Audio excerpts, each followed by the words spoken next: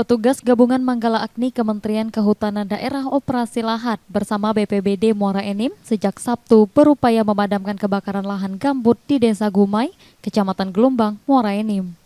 Kebakaran dilaporkan terjadi pada Sabtu siang di lahan gambut dengan kedalaman sekitar 80 cm.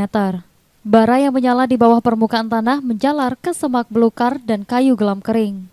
Pemadaman dilakukan dengan memutus jalur api, melokalisir bara, serta mencegah penyebaran asap. Api berhasil dipadamkan pada Minggu petang setelah petugas memastikan tidak ada lagi titik bara yang berpotensi menyala kembali. Luas lahan gambut yang terbakar diperkirakan mencapai 1 hektar.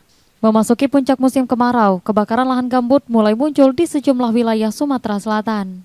Masyarakat diimbau menghindari segala aktivitas yang dapat memicu kebakaran, termasuk membuka lahan dengan cara membakar.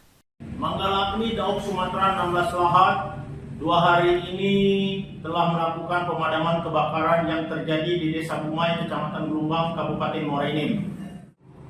Langkah-langkah yang kami lakukan, kami memadamkan kepala api dulu. Setelah kepala api selesai dipadamkan, kami menyisir langsung ke tengah. Hari ini api dinyatakan sudah padam dan pemadaman selesai.